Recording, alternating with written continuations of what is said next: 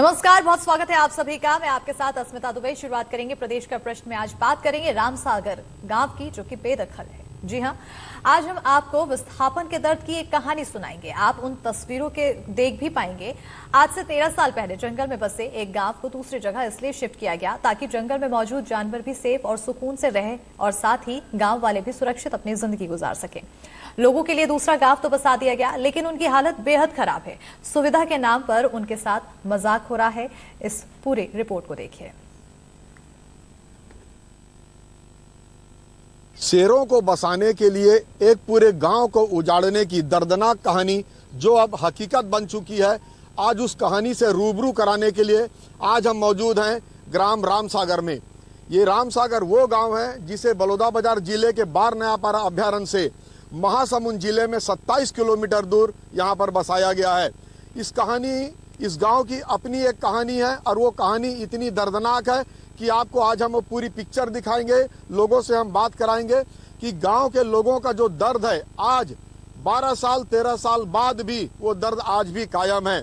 यहाँ जो गांव की जो मूलभूत समस्याएं हैं आज भी वही मौजूद हैं। इनको विस्थापन से पहले जो सुविधाएं मिलती थी, अब वन अभ्यारण्य में जो सुविधाएं मिलती थी, आज वो सुविधाएं इनसे वंचित हैं।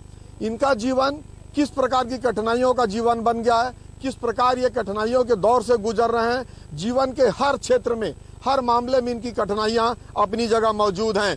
आज यह वन ग्राम है।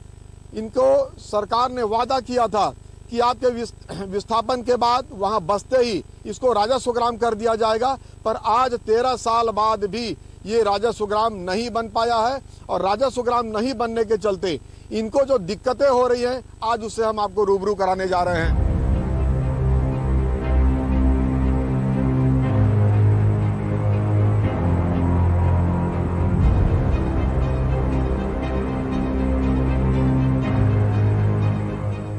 विस्थापन का दर्द ऐसा दर्द है जिससे शायद हर कोई गुजरता है, लेकिन अगर जबरन किसी को विस्थापित कर दिया जाए तो इससे बड़ा दर्द शायद कुछ नहीं हो सकता।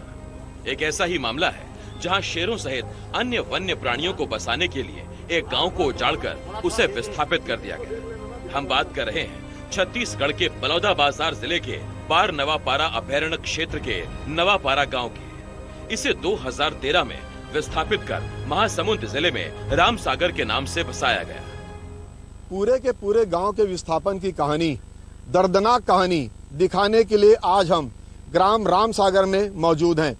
रामसागर वो गांव है और ये वो निवासी हैं जो आज से पहले यहां से 27 किलोमीटर दूर बलौदाबाजार जिले के ग्राम नयापारा में बार अभ्यारण्य क्षेत्र में रहते थे। वहां शेरों को बसाने के लिए इनका विस्थापन किया गया। एक गांव को पूरा का पूरा उजाड़ कर एक नया गांव बसाने की प्रक्रिया शुरू की गई। ये वो गांव वाले हैं, ये वो ग्रामीण लोग हैं जिनको आज तक 13 साल बाद भी न्याय नहीं मिल पाया है। ये हर दरवाजे, हर दर पे ये न्याय की गुहार लगा चुके हैं और इनको जहां पे भी कोई आस की किरण नजर आती है, वहां ये समूह के रूप में, भीड़ के रूप में उपस्थित होते हैं और न्याय की गुहार लगाते हैं। जैसे ही एनडीटीवी की टीम ग्राम रामसागर पहुंची है, मैं कैमरामैन से कहूंगा कि आप देख सकते हैं कि अपना दर्द बताने के लिए ये सारे ग्रामीण, आप देख सकते हैं कि ये जो महिलाएं, इनकी भी कहानी मैं आपको बताऊंगा। ये जो बुजुर्ग महिलाएं हैं, इनको आज 13 साल बाद भी वृद्धा पेंशन, विधवा पेंशन, छात्रवृत्ति जैसी मूलभूत सुविधाएं भी इन लोगों को नहीं मिल पा रही हैं। इनको जहां पे भी कोई आस की किरण नजर आती है, वहां ये अपनी गुहार लगाने के लिए एक साथ एकत्रित हो जाते हैं, पर इनको आज 13 साल बाद भी कोई भी न्याय आज तक नहीं मिल पाया।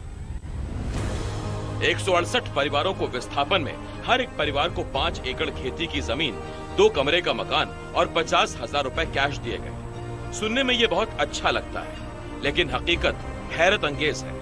विस्थापित हुए आदिवासी बहुल लोगों को जो मकान दिए गए, वो शुरू से ही भ्रष्टाचार की मार से जर्जर और बेहद कमजोर है। विस्थापित ग्राम रामसागर में 13 साल पहले यहाँ के विस्थापितों के लिए 168 मकान बनाए गए। और एक बहुत अच्छी जानकारी दे दूं कि यहाँ जो ग्रामीण है, आदिवासी बहुल गांव है, 60% से अधिक यहाँ आदिवासी लोग रहते हैं और उनके लिए 168 घर बनाए गए थे।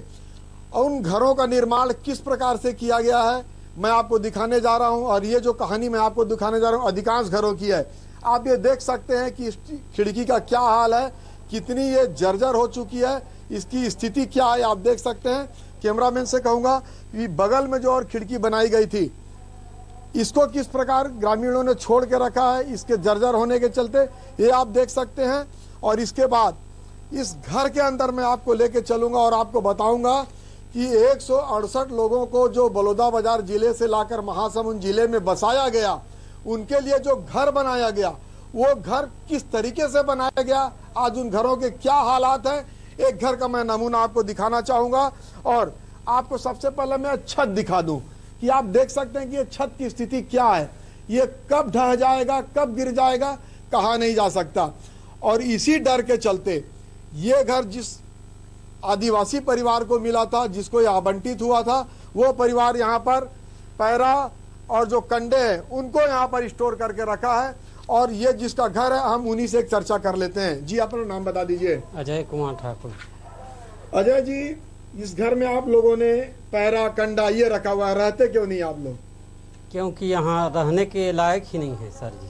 क्या हो गया है? ये जब से बना है तब से जर्जर है, सही तरीका से नहीं बना है। अच्छा।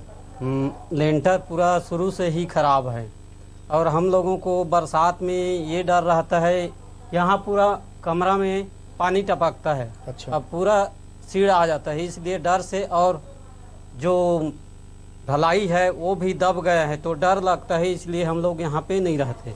आप लोग को डर लगता है कि कब गिर जाएगा? हाँ, कब गिर जाएगा छत ऐसे करके, इसलिए नहीं रहते सर। यहाँ नहीं रहते जी। आप ये बताएं कि आपके घर के ये हालात हैं, यहाँ 168 घर बने हैं जी, उन घरों के हालात लगभग कैसे हैं? वैसे बहुत है सर, जैसे मेरे घर देख रहे हो वैसे ना करीब 30, 35, 40 घर और है ऐसी हालत में। ऐसी मतलब एकदम कमजोर हो चुके हैं। हाँ हाँ तो जो 168 घर यहाँ पे बनाए गए हैं लगभग सभी कमजोर स्थिति में बनाए गए हैं। जी जी जी। तो बहुत से घरों का जो यहाँ के निवासी हैं 13 साल से रह रहे हैं, अपने स्वयं के खर्चे पर रिपेयरिंग भी कर चुके हैं। हाँ, जो सक्षम है वो कर पाए और जो अति गरीब है वो तो नहीं कर पाए सर जी। और जो नहीं कर पाए ऐसी फिर भी 30-35 घर होंगे। होंगे सर। आप देख सकते हैं कि कितना बड़ा दर्द है। जो आवास मिला है उस आवास में ये ग्रामीण रह नहीं पा रहे हैं, इसलिए नहीं रह पा रहे हैं कि ये भ्रष्टाचार की कहानी बता रहा है। ये घर आप देख सकते हैं, ये खिड़की आप देख सकते हैं, ये दरवाजा आप देख सकते हैं कि यहाँ क्या कहानी बयां हो रही है। यहाँ पैरा रखा गया है, कंडा रखा गया है, सिर्फ इसीलिए रखा गया है कि ये घर बेहद कमजोर हैं, कब गिर जाएंगे कहा नहीं जा सकता।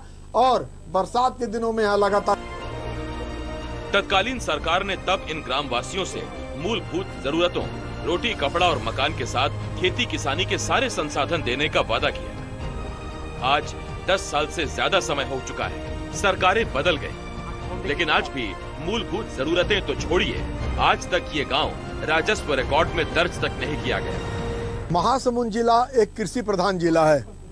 यहाँ की जो 70% आबादी है कृषि पर उनकी जीविका आधारित है। ये जो विस्थापित गांव रामसागर है, यहाँ खेती किसानी को लेकर, कृषि को लेकर क्या समस्याएं हैं ये हम यहाँ के लोगों से ही जानते हैं। आप अपना नाम बता दीजिए। मेरा नाम नंद कुमार यादव है, मैं रामसागर का हूँ। नंद कुमार जी, आपके गांव में अगर हम खेती को लेकर बात करें तो क्या क्या समस्याएं आ रही हैं? खेती किसानी में प्रधानमंत्री सम्मान निधि आज तक हम लोग को कई बार आवेदन कर चुके हैं। किसान सम्मान निधि? किसान सम्मान निधि अभी तक मिला नहीं हम लोग को। अच्छा, किसी को नहीं मिला? किसी को नहीं मिला है। आप लोगों को जो 5-5 एकड़ खेत दिया गया था, इसमें कहा गया था कि 3 खेतों के बीच में 15 एकड़ के बीच में बोर करा के देंगे, उसको लेकर क्या हुआ? वो बोर और एक भी खनन नहीं करा है सरकार द्वारा, अभी तक कोई खनन हुआ नहीं है। ये वादा था ना कि 3 परिवार के बीच में 1 बोर दिया जाएगा, पर हुआ कि नहीं? नहीं हुआ है, वादा था हुआ नहीं, आज तक नहीं हुआ। आज तक नहीं हुआ। किसान सम्मान निधि की कोई एक आध भी किस्त पिछले 13 सालों में मिली? एक किस्त भी नहीं मिला है। एक किस्त भी नहीं मिला है। नहीं मिला। आप ये बताएं कि फसल बीमा को लेकर किसानों का हक है कि फसल बीमा उनको मिले, आप लोगों को फसल बीमा को लेकर क्या स्थिति है? तो नहीं मिल रहा है सर, फसल बीमा तो मिल भी नहीं कर रहे हैं। अच्छा। हाँ, तो आप लोग इसके लिए बातचीत प्रयास किए? किए ना। हाँ। लेकिन 13 साल से एक भी फसल बीमा तो मिला नहीं है। फसल बीच में कभी आप लोगों का खराब भी हुआ है ऐसा? हाँ बहुत खराब हुआ है ना सर, बीच बीच में खराब हुआ है, पर बीमा का लाभ कुछ नहीं। कुछ नहीं मिला है। आप देख सकते हैं कि महासमुंद जिले में जहां फसल बीमा योजना लागू है, किसान सम्मान निधि हर जगह मिल रहा है, पर ये वो गांव है, ये विस्थापित गांव है जहां 13 साल पहले इस गांव को यहां बसाया गया था, बलौदाबाजार जिले से लाकर। इस गांव में आज तक किसानों को, हमारे साथ जो किसान हैं, इनको 5 एकड़ खेत तो दिया गया, पर इनको किसान बनाने के बावजूद न किसान सम्मान निधि का इनको राशि मिल पा रही है, न फसल बीमा योजना का कोई भी लाभ इनको नहीं मिल पा रहा है। विस्थापित ग्राम के इन ग्रामीणों का राजस्व दुरुस्त नहीं होने के कारण इनके परिवार के बच्चों के पढ़ाई तक की एक बड़ी समस्या है।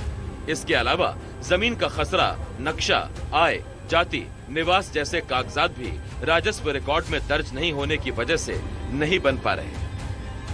क्या समस्याएं आ रही है आपको? हम लोगों के लिए आज मतलब आय जाति निवास नहीं बन पा रहा है, जिससे हमारे स्कूल के टीचर हम लोगों को डांटते हैं कि आय जाति निवास बनाने के लिए, और इससे हमें समस्या भी उत्पन्न हो रही है। क्या समस्या हो रही है?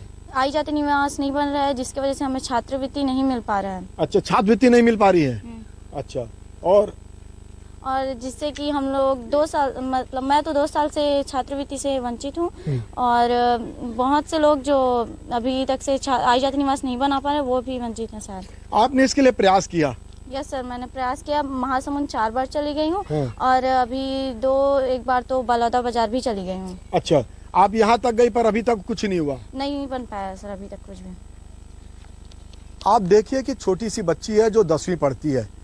इस बच्ची ने अपने आय प्रमाण पत्र, जाति प्रमाण पत्र बनाने के लिए कई बार बलौदाबाजार और महासमुंद का दौरा कर ली, पर इसको आय जाति प्रमाण पत्र नहीं मिल पाया, और इसके चलते इनको छात्रवृत्ति नहीं मिल पा रही है। जिन बच्चों को, आदिवासी बच्चों को छात्रवृत्ति मिलनी चाहिए थी, वो छात्रवृत्ति भी इनको नहीं मिल पा रही है।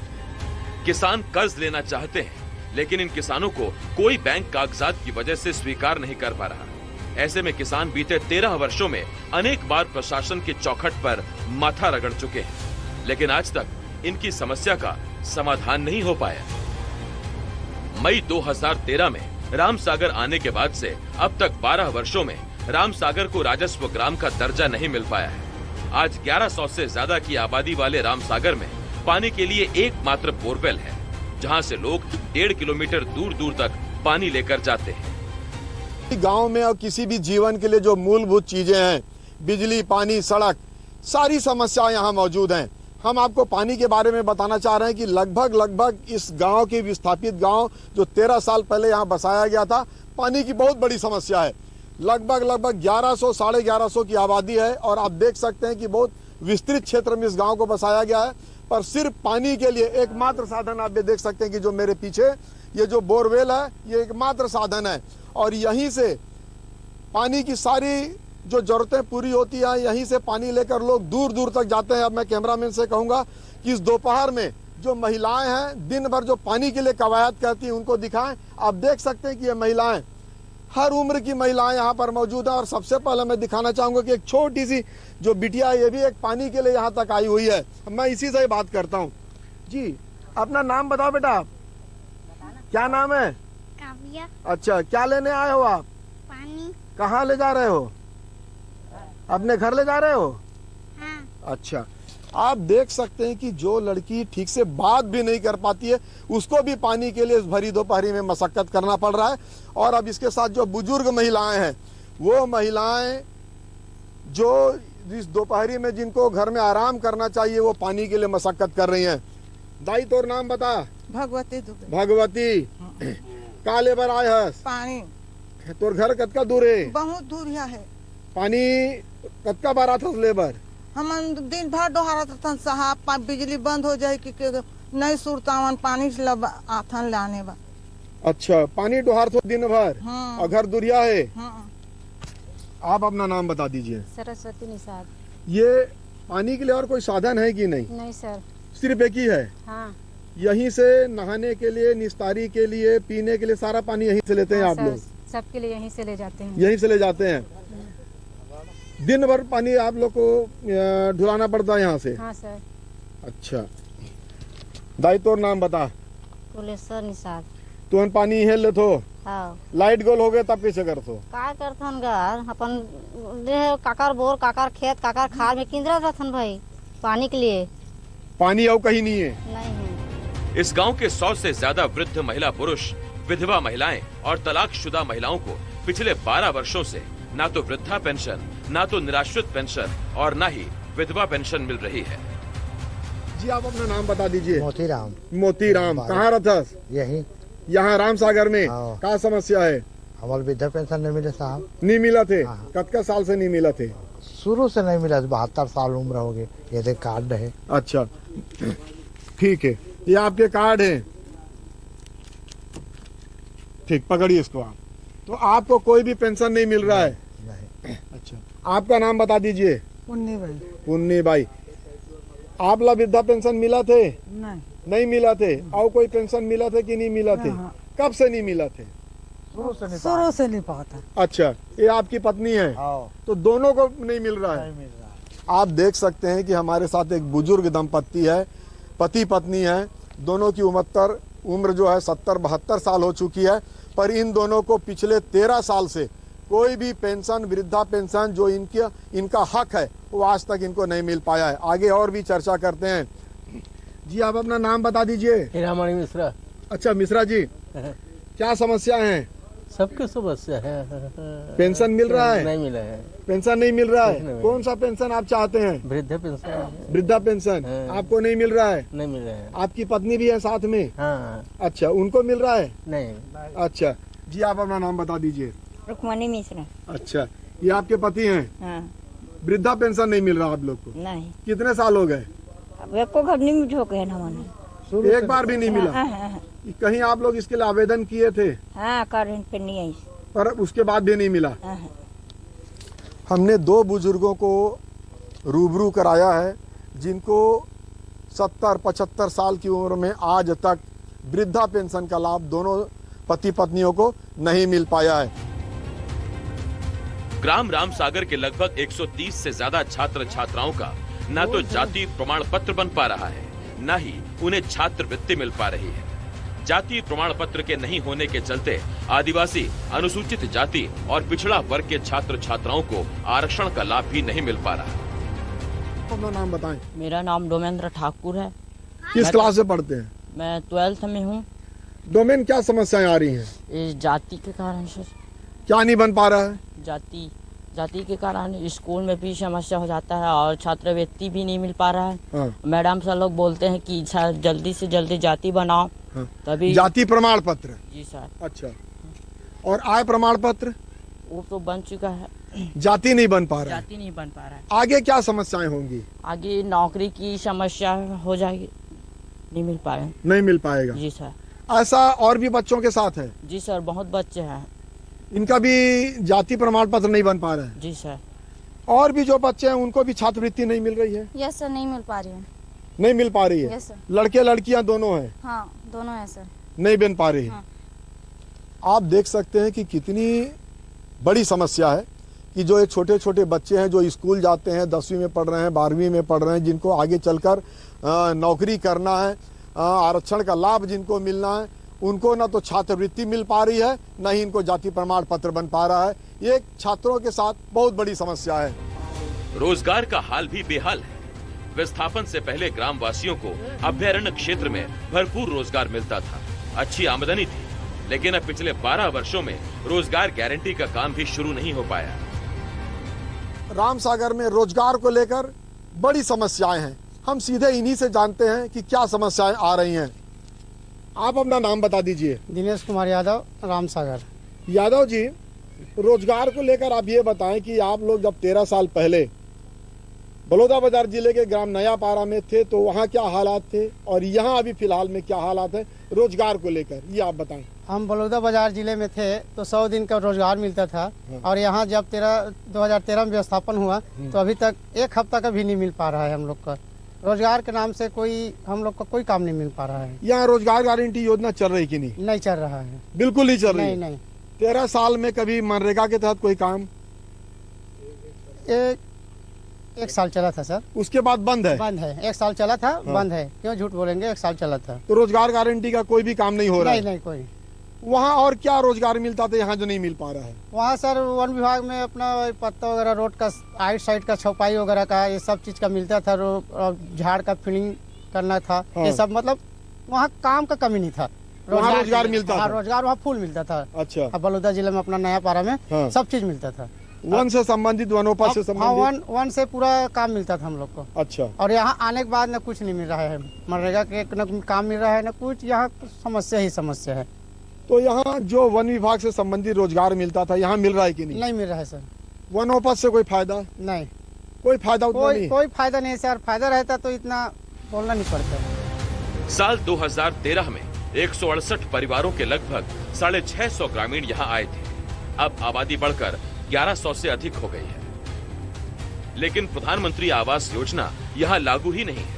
किसी भी परिवार को अब तक एक भी प्रधानमंत्री आवास योजना का लाभ नहीं मिल पाया है।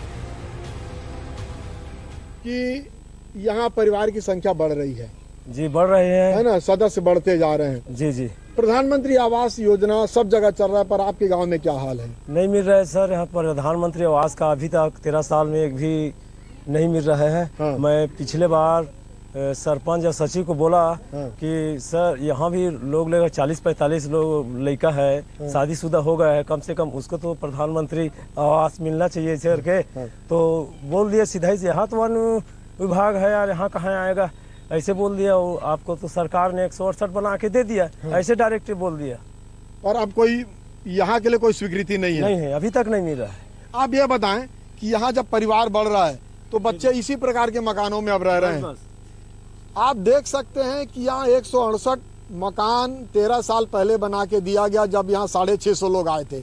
आज यहाँ 1100 से ऊपर की आबादी है, पर प्रधानमंत्री आवास योजना के लिए कोई भी भवन आज तक स्वीकृत नहीं हुआ है।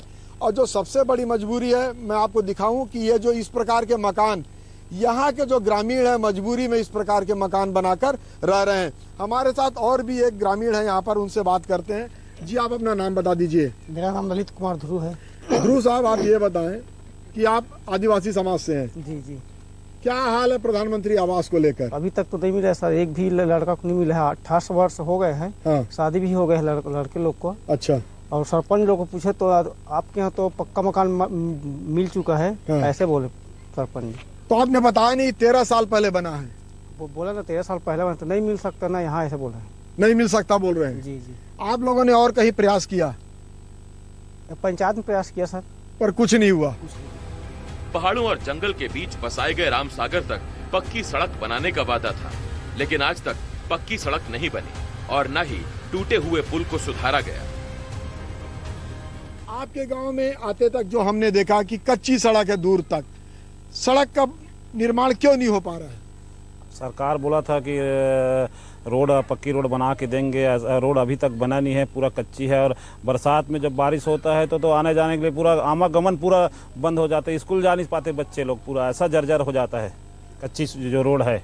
पक्की सड़क की बात हुई थी? पक्की सड़क की बात हुई थी, पूरा रोड तक अपने पक्की सड़क बना के देंगे बोला था। अभी तक 13 साल में कोई एक ट्रिप मुरुम भी नहीं डला है, उसमें कच्ची भी है, उसमें आने जाने को इतना तकलीफ होता है, हद से ज्यादा तकलीफ होता है। ना फसल बीमा, ना किसान सम्मान निधि, ना पक्की सड़क, कुछ भी नहीं है इस वन ग्राम में। और इस वन ग्राम को पिछले 13 सालों से राजस्व ग्राम का इंतजार है, पर आज तक उस मामले में भी कुछ भी नहीं हुआ। पूरे गांव में बरसात का पानी और घरों के गंदे पानी के लिए निकासी की कोई व्यवस्था नहीं है। पूरे गांव में कहीं भी नालियों का निर्माण नहीं कराया गया है। घरों का गंदा पानी वहीं स्टोर होकर बीमारियों की जड़ बन रहा है। आपके गांव में सीसी रोड तो बन गई, मकान तो बन गया, पर नाली नहीं बन पाई, क्या कहेंगे? नाली यहाँ बनना था लेकिन नहीं बन पाई। जब पानी गिरता है तो आंगन में पानी का जमाव हो जाता है। कुछ फूल वगैरह भी लगाना चाहते हैं, वो भी नहीं लग पाता। सड़कों पे पानी बहते रहता है? बहता रहता है।